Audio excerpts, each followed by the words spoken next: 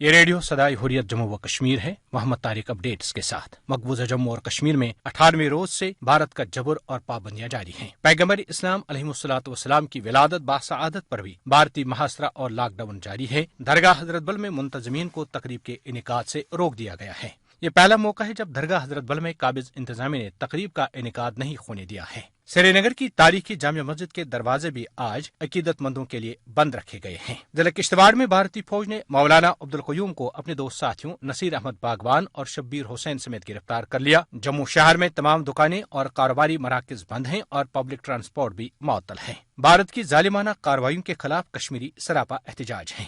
پاکستانی وزیر خارجہ شاہ محمود قریشی نے کہا ہے کہ بھارت مقبوضہ کشمیر میں پیلٹ گن کا استعمال، کالے قوانین اور لاک ڈاؤن ختم کرے۔ میڈیا سے گفتگو کرتے ہوئے ان کا کہنا تھا کہ بھارت میں اقلیتوں پر زمین تنگ کی جا رہی ہے۔ بھارتی سپریم کورٹ کے فیصلے میں تضادات ہیں۔ برطانوی اخبار گارڈین کی اطلاعات کے مطابق برسلز، بیلجیم میں قائم European economic and social committee اور نئی دہلی میں برطانوی ہائی کمیشن نے کہا ہے کہ وہ منتخب یورپی ارکان پارلیمنٹ کے مقبوضہ کشمیر کے حالیہ دورے میں کسی بھی طرح شامل نہیں تھے۔ پاک افواج کے ترجمان میجر جنرل آصف غفور نے کہا ہے کہ بھارتی سپریم کورٹ کے فیصلے سے پھر ایک بار عظیم قائد محمد علی جناح کا ہندو شدت پسندی کے بارے میں نظریہ درست ثابت ہو گیا۔ سماجی رابطے کی ویب سائٹ ٹویٹر پر جنرل غفور نے لکھا کہ اس فیصلے سے بھارت کی تمام اقلیتوں کو پھر ایک بار احساس ہو جانا چاہیے کہ ہندوتوا کے بارے میں ہمارے عظیم قائد محمد علی جناح کا نظریہ بالکل ٹھیک تھا، اور یقینی طور پر بھارت میں موجود اقلیتوں کو اب بھارت کا حصہ بننے پر افسوس ہو رہا ہوگا۔ پاکستان کی جانب سے کرتارپور راہداری منصوبے کو امن کی جانب تاریخی قدم اور دنیا بھر میں سراہا جا رہا ہے۔ انٹرنیشنل میڈیا اور اقوام عالم کے کئی اہم ممالک نے اس کاوش کی تعریف کی ہے۔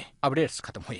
بابری مسجد تنازع کے حوالے سے بھارتی سپریم کورٹ کے فیصلے کے خلاف بھارت میں آوازیں اٹھنی شروع ہو گئی ہیں۔ اس حوالے سے امیر جماعت اسلامی ہند سید سعادت اللہ حسینی کیا کہتے ہیں، سماعت فرمائیے۔ مجھے اس وقت بنیادی طور پر بابری مسجد کا جو فیصلہ آیا ہے اس سے متعلق کچھ باتیں آپ کی خدمت میں رکھنی ہے۔ یقیناً یہ فیصلہ ہم سب کے لیے تکلیف کا باعث ہے۔ سپریم کورٹ میں جس طریقے سے کیس رکھا گیا تھا، جتنی اسٹرانگ ایویڈنسز، شہادتیں پیش کی گئی تھیں، اور جس طرح ہمارے وکلاء نے اس پورے کیس کو پرسیو کیا تھا، تو اس سے ہم سب کو امید تھی، توقع تھی کہ ججمنٹ بابری مسجد کے حق میں آئے گا، لیکن افسوس کہ ایسا نہیں ہو سکا۔ تو ہم یہ سمجھتے ہیں کہ اس فیصلے میں بہت ساری غلطیاں ہیں، بہت ساری کمزوریاں ہیں، اور جس طریقے سے ٹائٹل سوٹ کا ڈیسیجن لیا گیا ہے وہ انصاف کے تقاضوں کے خلاف ہے۔